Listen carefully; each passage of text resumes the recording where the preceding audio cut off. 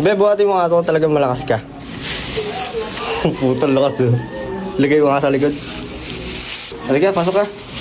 Buka dito, be. Kunin mo nga ito, tapos balik mo rin sa akin. Be, may dumi ka sa muta. Wala sa mo. Sige nga, be, kung talaga matalino ka. Anong Tagalog ng soy sauce? Toyo. Anong Tagalog ng bridge? Tulay. Anong English ng ina na walang asawa? Single mom. Payakapin mo nga ako. Kunin mo nga yung walis tsaka tambo.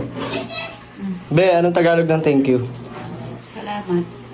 Ngayong araw may namamalimos sa bahay. May dala-dala pa siyang plastic at may karga pa siyang bata. Sobrang awa ko nga ay pinapasok ko na. Sabi ko umupo lang muna siya dyan at ikukuhanan ko siya ng pagkain. Laking tuwa niya nung binigyan ko siya ng spaghetti. Napaiyak pa siya sa sobrang tuwa kasi ilang araw na raw silang walang kain. Niyakap niya ako kasi sobrang nagpapasalamat daw siya. Tinanong ko siya kung anong madalas nilang ulam at ang sagot niya, Toyo. grabe, nakakaawa. Tinanong ko siya ulit kung saan sila nakatira at ang sabi niya, Tulay. kaya pala siya namamalimos kasi isa pala siyang... Single mom.